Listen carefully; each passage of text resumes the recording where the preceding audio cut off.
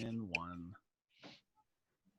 All right, welcome back to There Will Be Banter. It's episode number 3.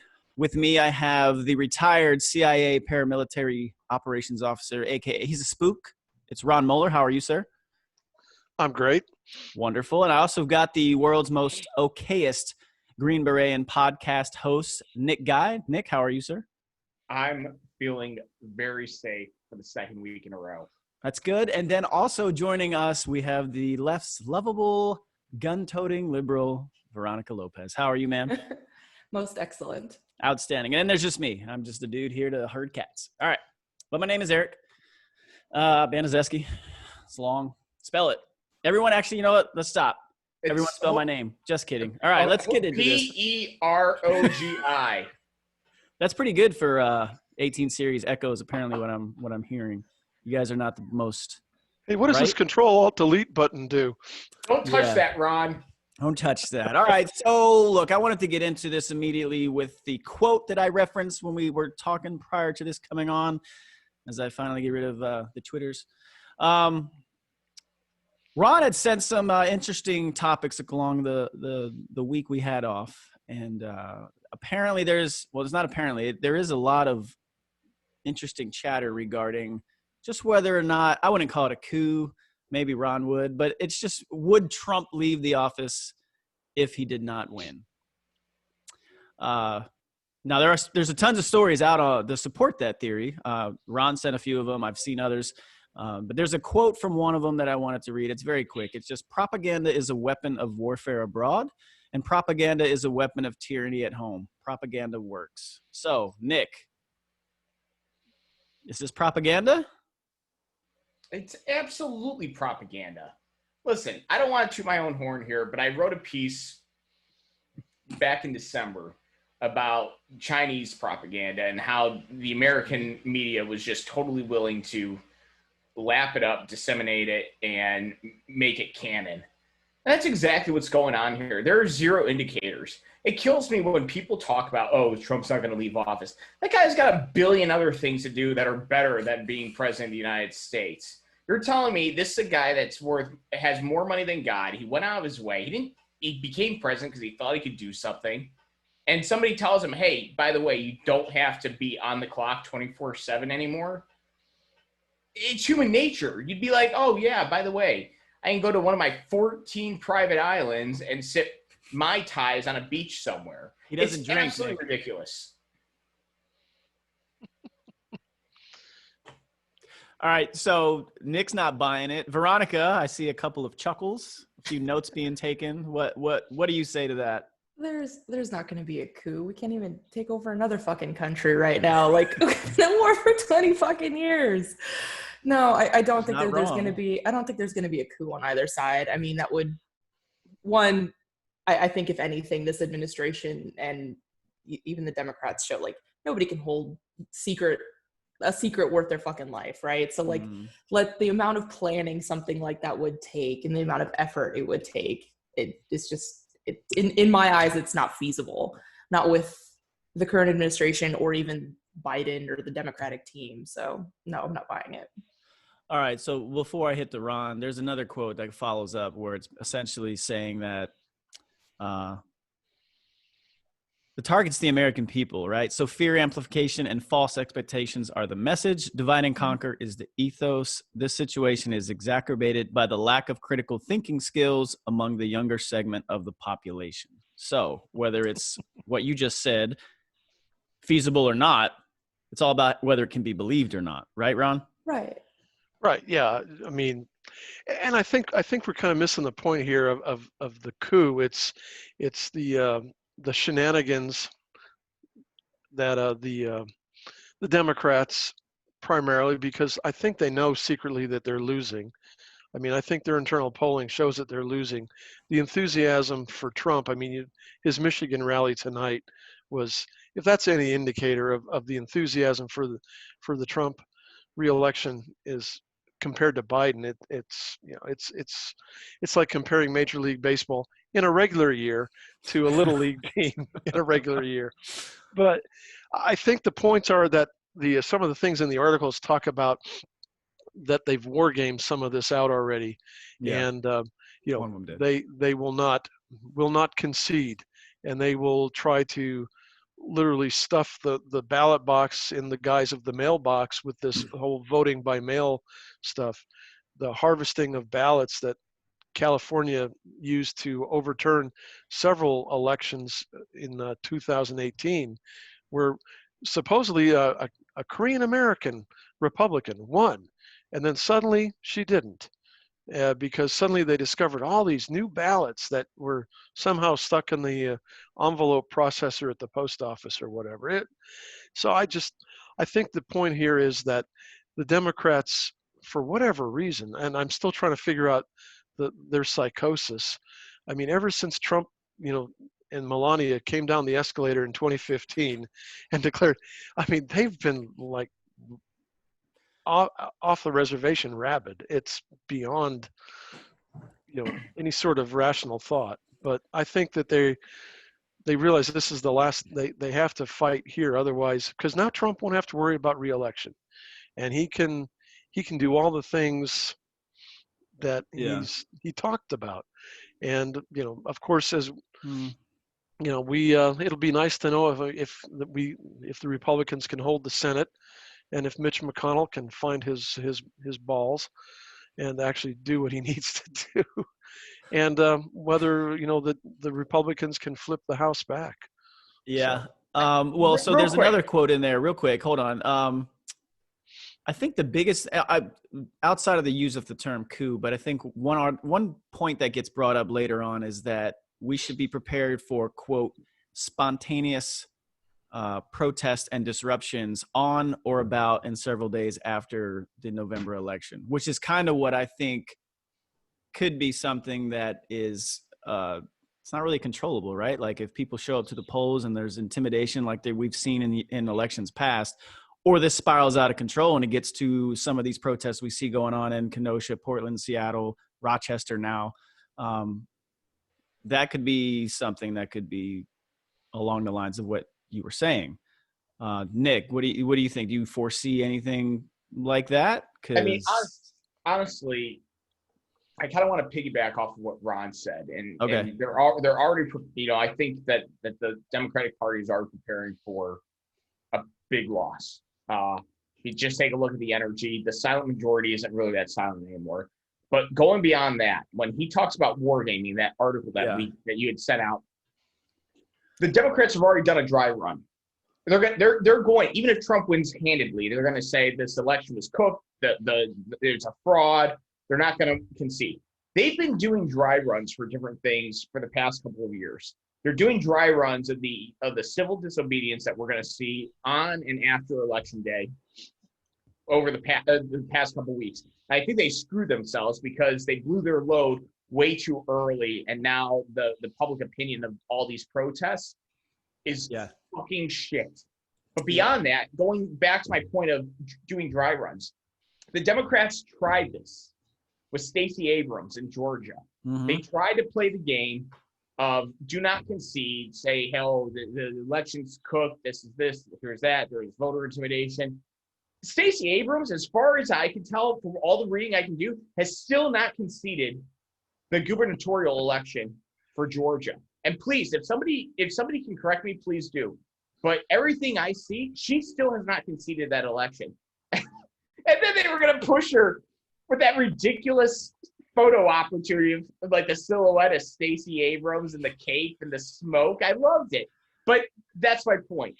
They've been doing dry runs of different things. They're trying different tactics. All right, what if we just don't concede the election? What if we say it's been totally bunked? What if the Russians were involved? It doesn't matter.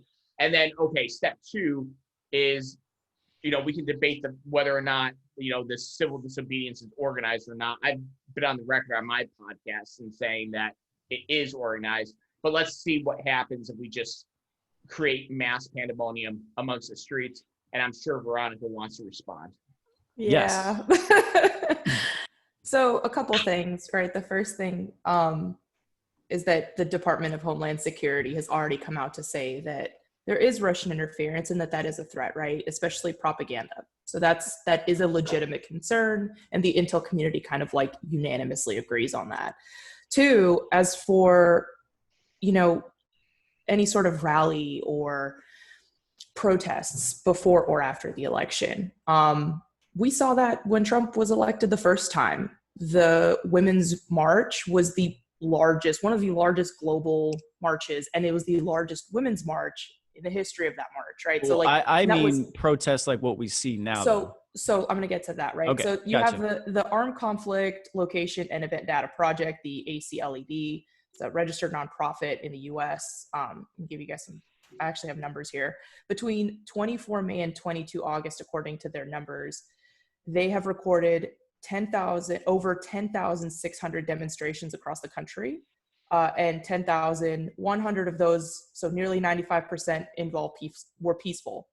Fewer than 570 of those, so approximately 5%, involved demonstrators engaging in violence, and over 80% of all of those demonstrations were connected to the Black Lives Matter movement or the COVID-19 pandemic. So overwhelmingly, they've been peaceful. Like that is a huge number, especially as like a organized or not, getting that many strangers together and them not being collectively violent or destructive is a huge deal. So I don't foresee this like huge pandemonium happening. If it would have happened, it would have happened the first time that Trump was elected. I don't think so, because I think they were all shocked. Right, I mean, exactly. Yes, we were. They all believe. We fucking were. They all believe that Hillary. That just proves that this is organized. Everyone thought Hillary was going to win. They there thought was Hillary no was doubt going in to anyone's swamp mind. them. How do you organize that many strangers? I will get to that. It's I have theories. I'm sorry, Ron. I didn't mean to interrupt. That's all right. I'll tell you one thing though before Ron goes on, but the easiest way to organize a ton of shit is this right here. No, Oh yeah. Right. Agreed. I mean, we just There's an app for that. Yeah, there's an app for that. But there is an app for that, right? There might be an app for protests at this point. It's called Facebook. It's Twitter. It's Reddit. It's Flashmob.com. Yeah.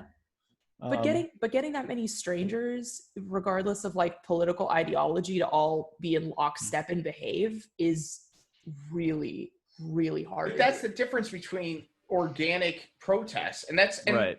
And I've been on the record with this, saying, all right, the protests and the marches for police reform and things like that, inherently a good thing. But then all right, 95% of that is fine, but 5% of that turns into, and not just a little bit of mischief, but utter mayhem.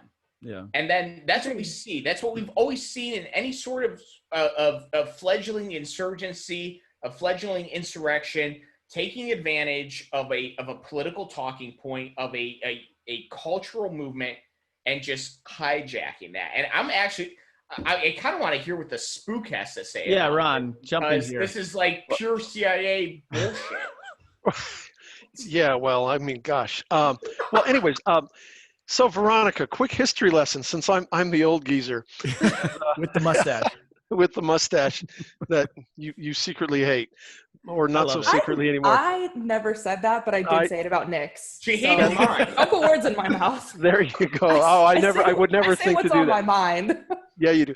Hey, so seriously, so the Russians, even back as far back as 1928, when they were the Soviet Union, have been trying to interfere. Obviously, with the rise of the internet, social media, things like that, they've become much more adept with their trolls farms and their bot farms and things like that. Mm-hmm. What bothers me is that everybody's looking at Russia, but everybody's like, China? What? No, China, no, they're not doing a damn thing. The Chinese have a very active effort. And in fact, if I were the Chinese, I'd be making sure that all the attention, all the counterintelligence, and all the media is focused on the Russians and the Iranians, and so I can do my shit. And I think it's really I think we just need to say that there's a lot of foreign interference or attempts at foreign interference. There's a lot of nefarious players out there. The Russians are definitely one, but there's also the Iranians. There's very definitely the Chinese, and I think the Chinese have the most to lose and the most to gain in this election, depending on who wins. Well, who do you think they want to win? That's always been my question. Well, they want Comrade Camilla, of course. So I think what's interesting, right? So from in the articles that I sent you guys earlier, Yep. you know, and if you guys need to repost those for the podcast so that they can like reference their own sites and stuff, right? That's a good idea. Noted. So I think it's really interesting that one of the things that was specifically stated, and I saw the tweet, right, about that he wasn't a whistleblower. Got it. That's one woman's opinion. Like maybe they boned overseas and she doesn't like him. Who knows, right? Like there's always two sides to a story. But like the whistleblower came out, and then it was also a separate report from an actual official from DHS who's also left. So two separate people saying that. We call those disgruntled employees. But the thing is that the Trump administration seems to have a lot of them, right? It's called draining the swamp. Is it? Because a lot of these people are appointed positions and they're the ones leaving. Well, I got to tell you, my last tour was in D.C. and at the Pentagon, and I got to go to a lot of these high-level meetings, and I don't, there's a lot of fucked up people with a lot of fucked up agendas out in D.C. and it's really, and so I can see where people they don't like the way the direction of the administration's going, and they will do everything in their power, both within the job that they have and until they get fired or they resign because they think they can do more outside, or make money. Yeah, or make money. I mean, they will fight very unfairly. They're not the loyal employee, the apolitical bureaucrat or public servant that we learned in Schoolhouse Rock. These people are literally they have major agendas. I mean, I remember walking down the hallway in the agency one time, and I saw Maria Harf when she was a mediocre analyst. And I do mean a heavy emphasis on the word mediocre. But she was bragging about her political connections and how she was leveraging her time at the agency to get with the administration. And bam, next thing I know, she's like the number 2 spokesperson at the State Department. And now she's on Fox News or wherever. I don't watch Fox News or any of those news shows. I don't. There's no point, right? We've discussed that. But hey, Veronica, to that point, that article, I found the article very interesting, especially since DHS is like a literal hotbed right now over the protest over Wolf's appointment from acting secretary to secretary. Oh, okay. Well, yeah, for other reasons. Right. The one thing though, like kind of what Ron was saying, like we hold like the bureaucracy to this ridiculous standard. And I don't know if it's because it was ingrained in us in Schoolhouse Rock or. But shouldn't we? No, we shouldn't, because they're still people. They are. I don't disagree. But why do we tend to? Sorry, go ahead. I'm going to let you finish. No, that's okay. No, this is interesting. But my point is we have crafted this image of the apolitical bureaucracy, the fourth branch of government, as. Can I give a quick shout out to Bourbon, my all-time favorite political science professor. I love that guy, Bourbon. He was the one who introduced me to the concept of the fourth branch of government, bureaucracy. But we hold them to this ridiculous standard that we don't hold anybody else, like some superhuman, like non-Homo sapien without bias, and they're just gonna do their robot job and be a good little bureaucratic cog. We know that's not the case because we know what was going on with Lisa Page. We know what was going on with Strzok. We know that those things happen. So when I read your article, I kind of read it through the lens of what is the agenda here? And the whole thing was, the Trump administration undersold the threat of Russian intel interference. And then I have to remember, as Ron said, I don't undersell the Russian threat. I have personal experiences with the Russians. I absolutely fucking hate them. But the Chinese as a threat has just been totally undersold by that supposedly apolitical fourth branch of government. So when they point to Russia, and then I take a look and wonder what sparked this, then I have to remember the whole thing started with the stupid fucking dossier. That's where Russia became the talking point, was the dossier. And in those who actually matter in the IC point to the dossier and say, this is actually like the textbook definition of a fucking counter intel fucking threat. And because people were motivated, because they weren't the apolitical cogs in the machine that we expected them to be, they took an actual fucking disinformation campaign and they just ran amok with it. The F-bombs are flowing. Veronica? I'm sorry, I'm fired up, Mike. No, I like it. Let's go. He's back on White Claws. This is I'm serious. back on White Claws. Oh God. So hey, I like you better on Trulies. Yeah, the Trulies were better. Hey, so real quick, Veronica, just a short war story. So I'm on the 7th floor at the agency, and I'm coming out of a meeting with a bunch of heavy hitters. You know, the senior executive service guys, and Petraeus's nomination as the new director of the agency has just been announced, and there's a lot of worry among these senior, and one of the guys, and I'm like a piece of the paneling. They forget I'm even there. He asked the other guys, the very senior guys, hey, so what about this? You know, an Army general, you know, he's a runner, he's this, he's that, he's very ambitious. You know, how do you think he's going to do? And the oldest and what I thought was the wisest guy, but turned out he was a real a-hole, says, well, he will do as we direct, or else we will sabotage him. And I'm not saying that's how his directorship got tanked because of his own hubris and lack of judgment with his discretion. Discretion. Yeah. That's the word. Yeah, that's the name. That's what I call the biographer lover.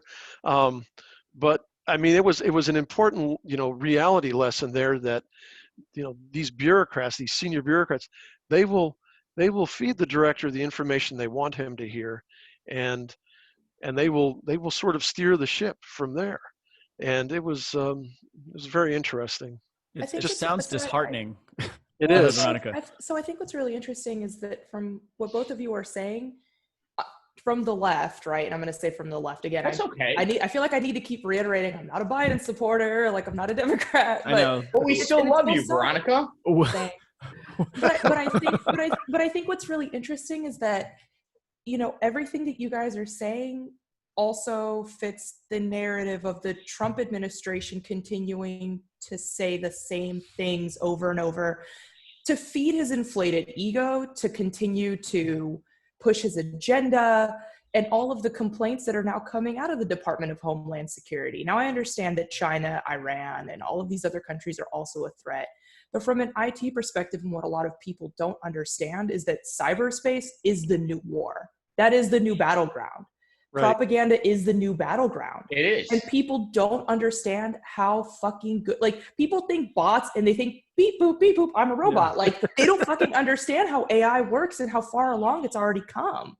Like, Google can make phone calls and it sounds like a human being making reservations with like a human voice. You know how you can trip them up by asking what the weather's like in Mumbai. Or Boo Boo Empire or whatever. I feel like I'm not prepared for that information, Ron. So based on what you guys are saying, and especially what Veronica just said at the end before we transition out of here, geez, it's already 6:30. I love it. But there's another quote in a different article. It says, Trump, of course, never misses an opportunity to pour gasoline on the fire of our national polarization. He's rarely shown either the inclination or the capacity to build bridges when he could burn them instead, and his narcissistic personality could make it nearly impossible for him to go quietly into the good night if voters try to send him there. So let's leave it at that, because I think that's I think we've touched on all those key things. And let's move a little swifter into this last one. Eric. Say it again, Nick. That was very good moderation. It was. Too bad I can't read. I'm like a fourth grader. I just sound out the words and hope they come out okay. Public school, man. That public school education. I was a prep school kid. Florida public school. I'm just going to say. Just saying, Florida public school. Not exactly I don't even have words to fill because I don't know them. Anyway, so all right. The last thing that kind of came out this week was what I thought. Well, I'll give my opinion on it first. Was there was this big story with Bob Woodward, who's conveniently writing a book and releasing this now, but supposedly Trump downplayed the severity of the virus, the coronavirus. And my immediate reaction was, so wait a minute. If I am any type of leader, whatever the situation is my initial reaction supposed to be to project calm and rational and logical thinking and how we address it and move forward? Or should I just hit the full-on fucking panic button and say, oh my God, we're all going to fucking die? And apparently everyone would prefer Trump should have came out and said, this is it, America. It's over. Kiss your loved ones. We're all going to fucking die. Veronica, what do you think? No, that's such a silly parallel to draw. Like, why does I think it's the perfect parallel to draw. He's the leader of the free world. Of course. I agree. But he also came out. Hold on real quick. I'm sorry. I forgot this part. He also then said, I don't want to project panic. He knew how serious it was, but he didn't want to project panic. Okay, now go. Sorry. Right. So I think as a responsible leader, right, like you can project a stoic and like calm perspective of what's happening without intentionally deceiving the public. And that's what bothers me about it. Like the fact that 2 days later he goes on and does teleconference or does conferences and says it's no worse than the actual flu. It'll go away by the summer. And now we have people that refuse to wear their masks. We have people that refuse to stay home. We have people that think it's a hoax.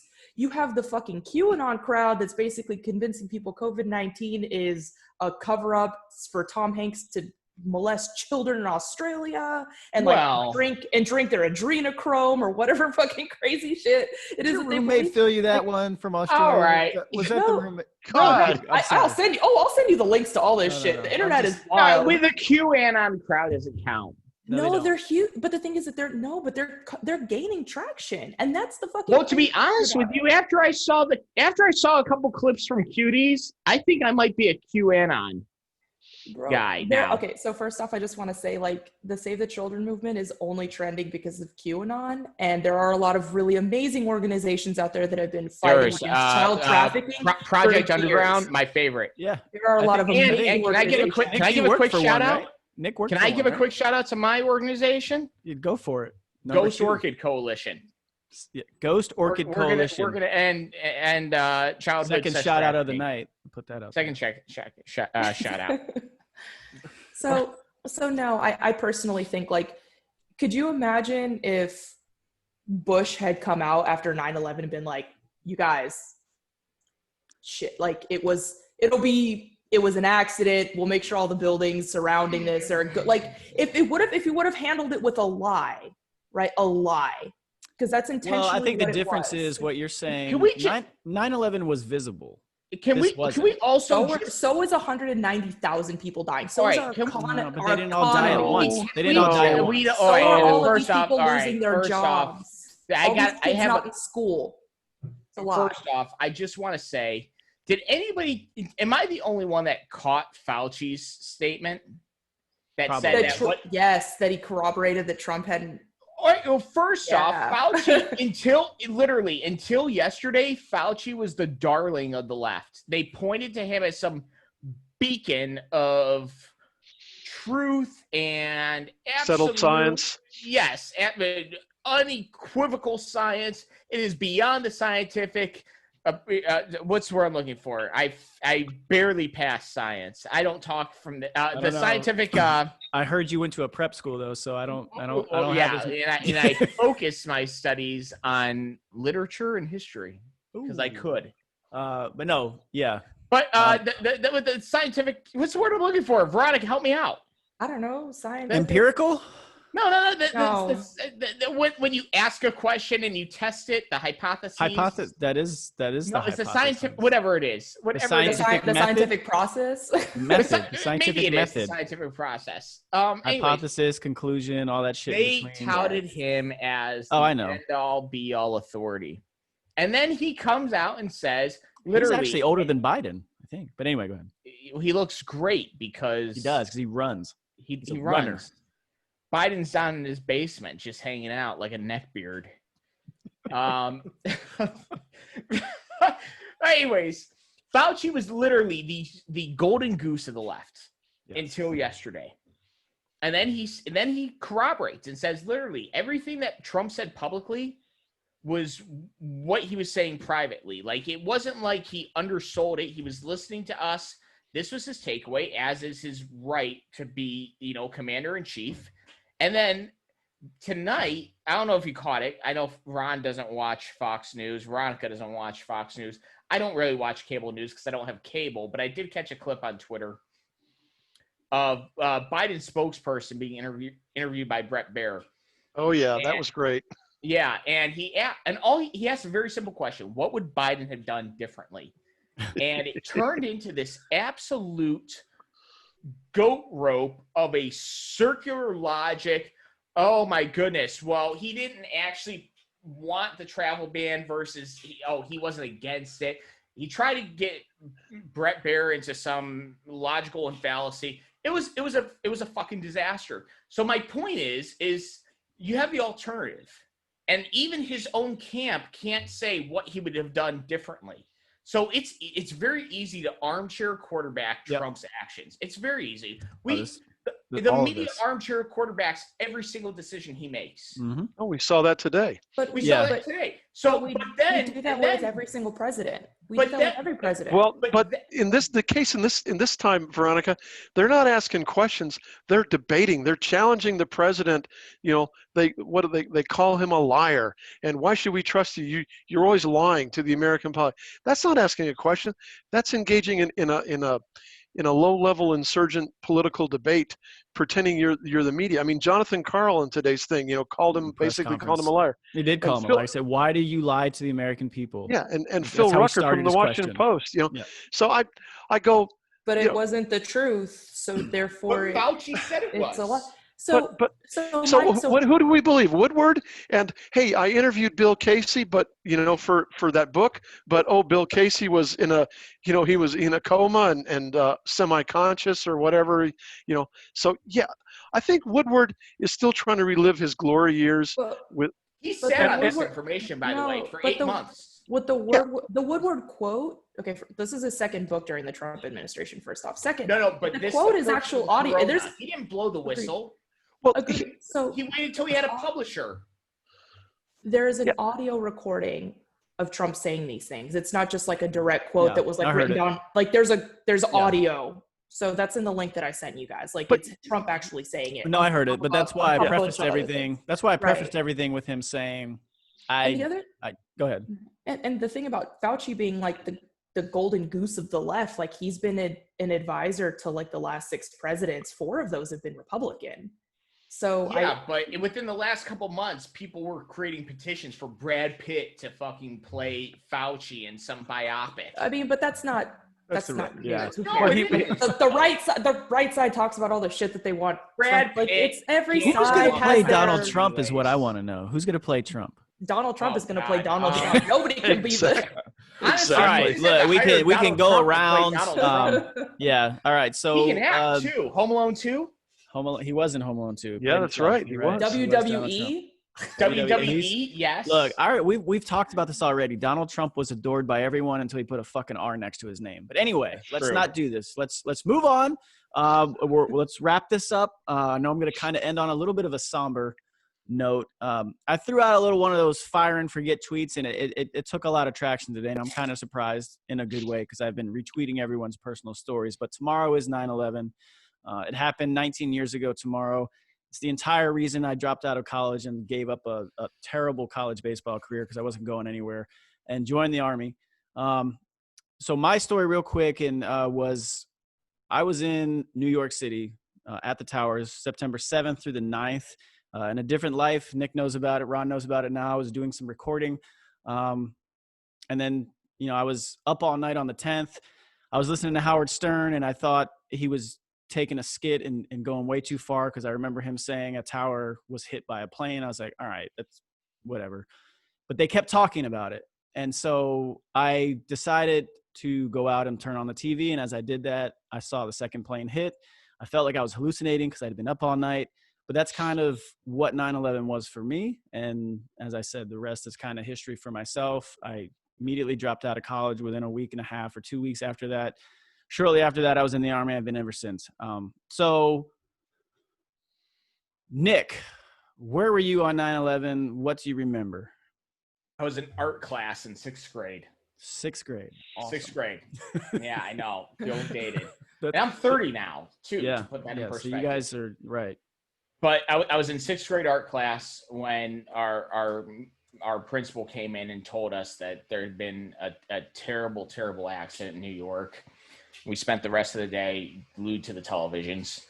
And, I was too young to enlist on the spot, but it definitely played a role. Even at in 6th grade, you're 11, 12 years old. I was 11 years old. You're old enough to understand the ramifications of a world-changing event. And despite the fact that it took years for me to finish school and join the Army, it still played a massive, massive role in my decision to enlist and then enlist in SF, because I was still 11, 12 years old when Green Berets were taking over Afghanistan on horseback. It was basically awesome. It was like a fairy tale for young boys. So it had a tremendous effect on me and my career. Thank you, Veronica. We did that. We did that.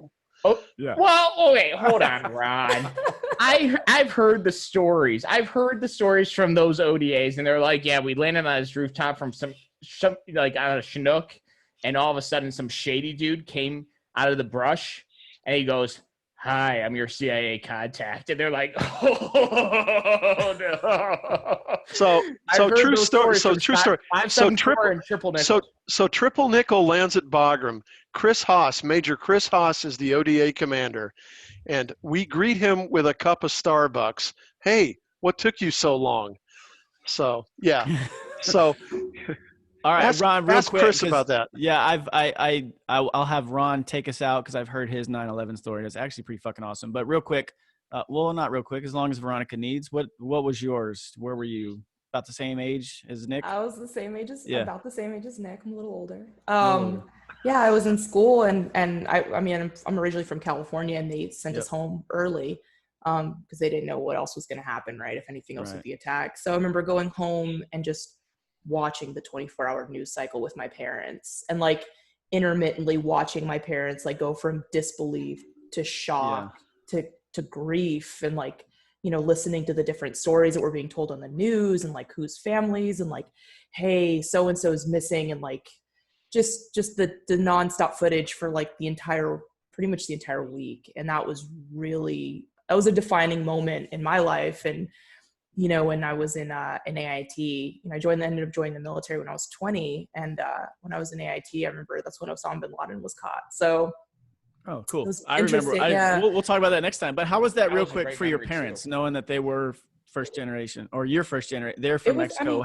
My parents have spent most of their life here. My mom came here when she was 13. My dad spent most of his life here, and it was. So they're American. Yeah. It was devastating, right? Because like that was like the beacon of like commerce and really what it was to be a huge American symbol. So it was devastating to them, right? Because it was like, oh my god, like the attack was felt very personally by like my entire family. It was like, this is our land, and this is our home. Right. And probably never thought that would happen. No, not here. Exactly.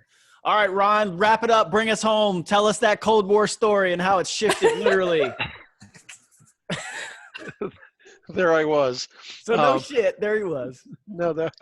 So where was I on 9/11? I was in Budapest, Hungary, doing a counter-terrorist exercise with then Lieutenant Colonel Scotty Miller, now 4-star General in Afghanistan, Scotty Miller, and a group of State Department and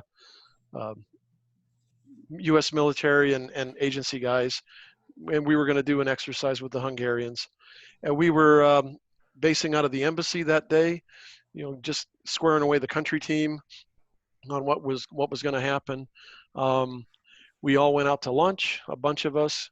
We came back from an early lunch, and suddenly the Marines at Guard Post 1, the front entrance to the embassy, the Marines are all in their combat utilities, full battle rattle.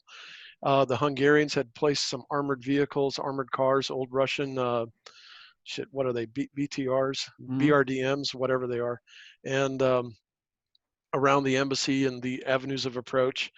And, damn, it's like, what the hell happened? Did we have a terrorist attack on the embassy or a threat? And we get in there and all the TVs are blaring. We went to the common room where our group for the exercise had all settled. And Miller comes up to me and tells me the DAT, the defense attaché, he's worthless. And he was falling, and the station guys were whatever, they weren't. He says, you need to brief all of us and the embassy staff here on what's going on. And I will tell you, I've given a million intel briefs, and it was the fucking hardest brief I ever had to give, because we had guys, we had a couple FBI guys too on the team. All these people are on the phones back to DC and Bragg and MacDill, and trying to get answers to what's going on. And we heard every rumor about explosions on the mall, this and that. And all the rumors that you would hear on the TV that would filter out, or we've heard after the fact now. It was a really hard brief to give, because everybody had a million questions and I had a million non-answers to give. It was rough, man. But it was it was a defining moment for us, because we all deployed with our go bags, because we always knew that there might be an opportunity, or an unfortunate opportunity for us to go from play acting to or as Nick would say, from LARPing to doing the real thing. And that's pretty much what happened. The DoD guys, they all retrograded to Tazar, which is a large Hungarian military base, and then they went back to the States while they re-kitted and what all, and then everything. We ended up spending a week in Budapest while they tried to figure out what to do with us, whether we would go forward or what. And finally, the Air Force freed up a transport aircraft for us. We were flying back, and there's several air routes along the eastern seaboard, and we were vectored on the one closest to the coastline. And as we were approaching New York City, now this is like 5 days after the event. We landed on a Saturday at Andrews, but all of us got called up to the cockpit to spend a couple of minutes looking out the window at Manhattan, at the smoke, at the destruction. And you see it on the TV and everything like that, and those are images that I'll never forget. Yep. It was. And when we landed at Andrews, and after we did all our unloading and what all, the country I'd landed in, I felt like I was in some sort of weird Twilight Zone episode where the passenger airplane landed, and it was a totally different environment. The whole country had seemingly changed. Yep. And it was. Yeah, that was honestly the few months that came after that, I thought was probably the most unified. Well, not probably. That was the most unified I've ever felt us in this country since. Dissipated like all things of unity do. And we definitely haven't achieved anything like that since. But I appreciate all of you sharing your stories, joining us for another episode of There Will Be Banter. Hey, we're going to be losing Veronica in 2 weeks, October 1st, I believe. 3 weeks, 2 weeks. I don't know. So we need to get someone. Yeah, we need to get some another lovable left-wing Second Amendment gun-toting forever, or just for a couple weeks. Just for that day. So we gotta. My sister's getting married. Married. I thought she was sick and tired of us. No. I don't think she's sick. She may be. Just she hasn't told me yet. Now that you shaved the mustache, I'll stick around, Nick. But there you go. See, it works. Keeps them around. But anyway. You know what to do. Please check us out on on YouTube or any of the podcast sites. It's all there. So we'll do this again next week. Hopefully, mustaches will not be grown back. Mustaches will not be shaved. And Veronica won't start growing her neck hair out, I guess. I don't know. No There will be shave banter. November. Remember, we'll see you next week. Love you guys.